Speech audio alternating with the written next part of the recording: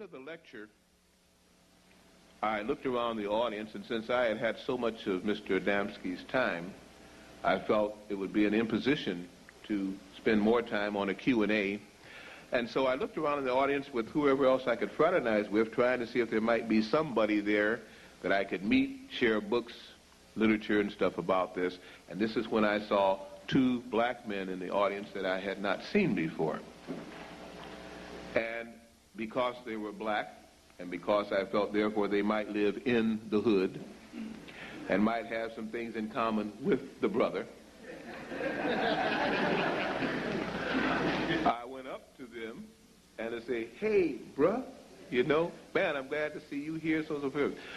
One was about 5'4", fairly short gentleman. The other was about 6'2½", and in 60, that's a pretty tall gentleman. One had a bush, and at that, not George, had a bush that, of course, at that time, a fro, that they were not wearing too much later, and the other had a very neat cropped, close-cut hair. When I went up there again, they both looked at me as though I was from outer space. I said, "Oh?" I said, "Hey, bro, you didn't hear me, you know, right? What do you think about Mr. Adamski's thing?" "We're not talking to you." I said, "Oh, my God, they're passing." Well, I only saw two faces that looked like mine there, and they weren't. So again, I was again confused. So I went off to a white woman who was standing at the corner of the room. It's a big ballroom, by the way, where they had the lecture, who had been with Mr. Adamski that night before. I didn't ask him to identify her. He only said that she traveled with him. That was enough for me. But I noticed in the course of his conversation how reserved she seemed to be. And also, when things got real tough, he seemed to kind of look at her for recognition or for highlights. So I felt he had respect for her. That was good enough for me. I had respect for her. The brothers didn't want me. I thought, well, maybe a white woman might.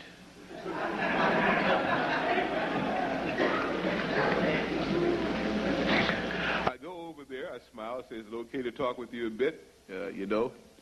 Adamski's pretty busy over there, so on and so forth." She says, "Fine." We start talking. And then I notice her looking distinctly past me. Now, you're talking. I look people in the eye when I talk. And I'm looking her right in the eye, and she's looking past me, and she hadn't done that last night or then before. I said, "Why is this woman doing this?" So I'm looking, I turn around. Guess who's coming up?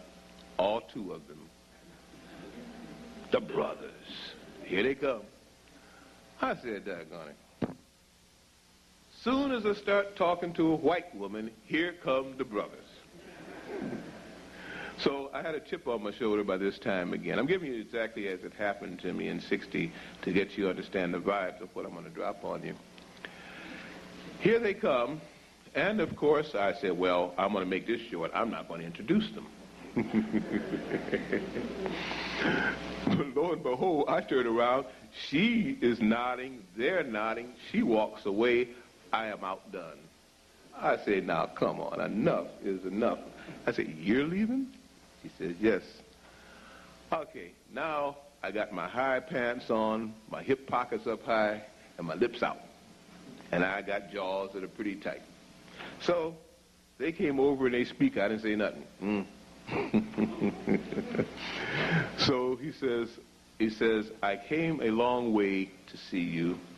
He says, "I know that I seemed disrespectful, but I was very intent, and I was told I was supposed to meet somebody, and the person I thought that I was to meet was one of the questioners up talking to Mr. George Adamski. I found out it was not. It is you. Hello." I said, Not now, bro. You had your opportunities. You don't step on me. First time, shame on you. Second time, shame on me. Any rate, we finally got past that, and something just came over me and said, "Listen and learn, and listen to what the man is going to say." So I said, "Well, okay, you're here to answer any question I have?" He said, "Yes." I said, "Yeah, and he's here to what, supervise it?" I get very smart alecky at times, okay? He said, "No, but he's here to observe." I said, "Great." I said, "Well, what am I supposed to ask?" He said, "You had a lot of questions last night, some of which Mr. Adamski couldn't answer, but you have none now. And I said, well, I hear what you said. I said, but if you treat everybody that you meet the way you treated me, then you have a pattern of ego that I might not even want to trust. He says, you are Bryce. I said, yes, I am. Then became a episode in my life that has changed my life forever, caused me to make a decision to go into metaphysics rather than into the corporate world, and caused me to voraciously study and meditate almost now on a daily basis, and I'm so happy it happened, I don't know what to do. Not only did I lose time while in the presence of these brothers, but I time traveled because I saw that place there as it probably looked at least 90 years before when it was first constructed, and little old men with the little, I know you probably don't even remember this, you may have seen it in the movies, where to unscrew bulbs you had to set up a little thing like this, an extension, and twist them. You know what I'm talking about? Okay, saw all of this as I'm standing there talking to him, so on and so forth again. And one of the questions I had asked him was, what was time? And he says, well, you ask about time. And I said, yes. He says, well, look around you. And I saw all of this, and I said, well, I guess this is true. And I said, well, wow, all the people have left. This guy's turning out the lights. And then it hit me what I had said. There were at least 300 people in that hotel auditorium. And I'm standing by the doorway away from Adamski, who was, I guess, these 50 people were up there asking him questions. To get out of the hotel room, you had to come by where I was standing talking to these two men. I look around, and someone is turning off the light, but not by the means that I had just seen, and the people had filed out past me to the elevator down the hall, and I hadn't been aware of any of it. So I said, wait a minute, this may not be Oz, Toto, or is it Kansas? But still, in my bright self, I wasn't ready to accept exactly what was going down. So I still said, well, maybe we should move out to the hall. We moved out to the hall, and I'll tell you what, I'll wrap this up, but I want to share this because it does give a little background as to why I am doing what I do now. When I went out to the hall, there was a black woman who was the elevator operator for this particular service, and when she came up and leveled off the elevator and the last of the crowd got in, we got in behind them, and this little guy, the shorter fella, came up to her again, and he says, oh, I'm so sorry, and so forth again. And I said, well, this is strange. And she kind of was just shrugging him off, it's okay again. So we got down, we were on the, I think it was the 6th floor. So we got downstairs, and we all got off the elevator, and I said, can you guys wait a minute? I said, I want to talk to the lady on the elevator, because by now I was feeling kind of out of place, out of sorts. I came up to her, and I said, if you got time, I said, I just met these guys. And they said, they're kind of out the box, kind of weird.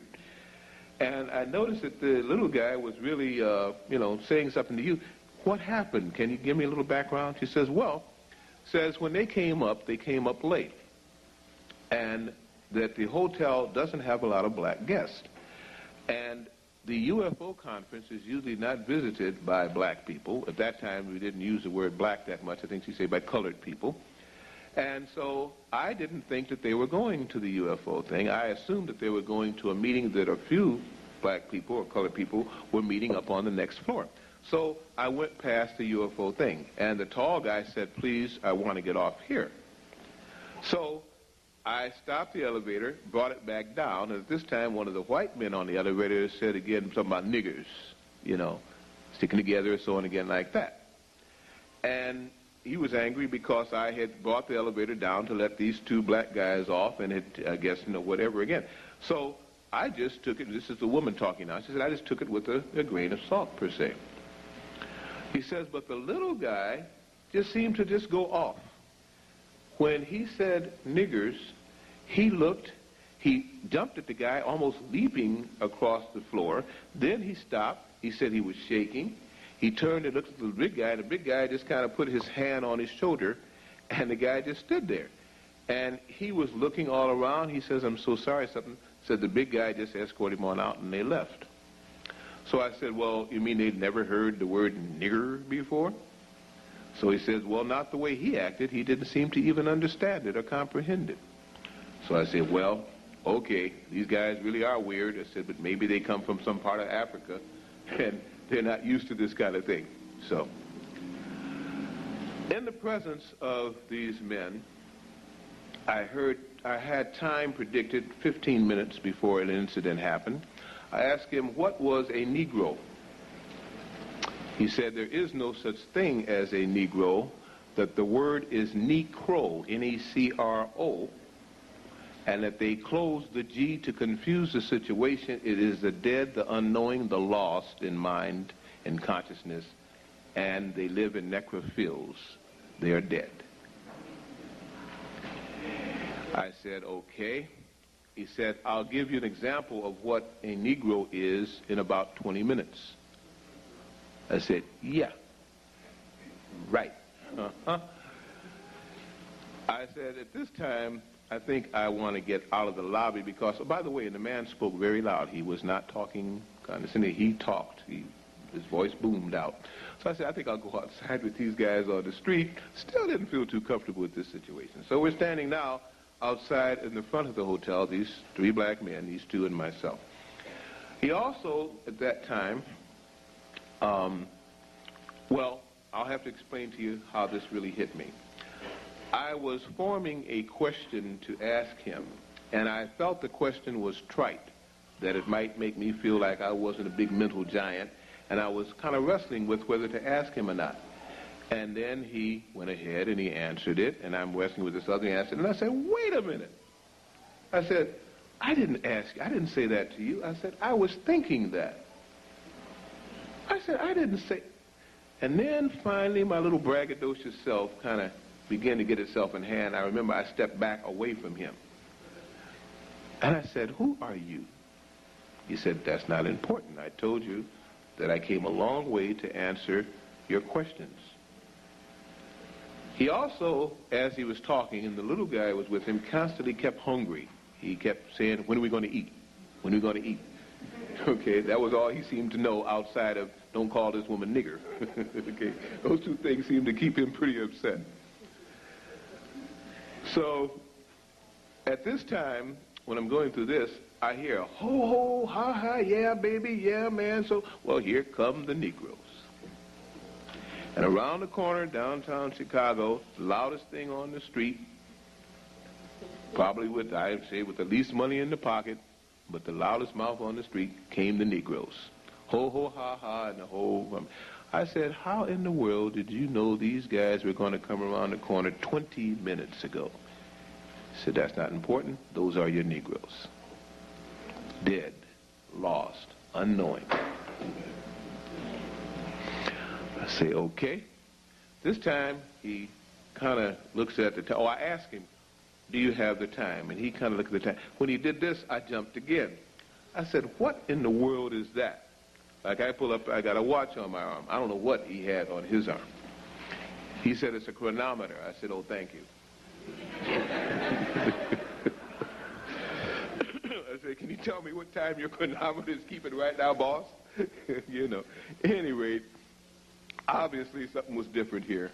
And with the mind reading, with the foretelling the future, with the time loss, I fell into a classic UFO extraterrestrial meeting that many people experience just about those same things. Only I had the privilege of restoring it at the time, doing it again without having to get on board some kind of spacecraft, but enough proof was given me that these weren't the learned professors that I had been taught by previously.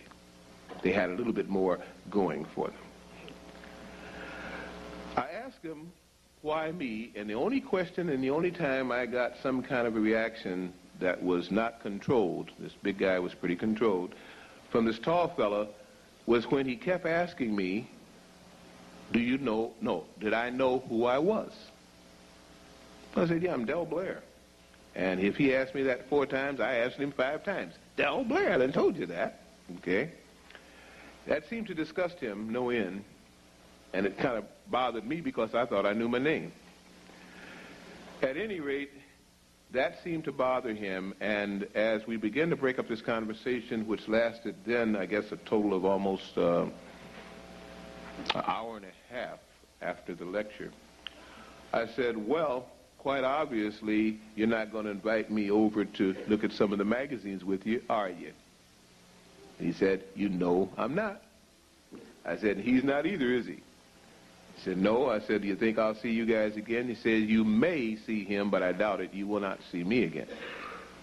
I said, fine. I said, where did you say your address was? He smiled, and that was about it.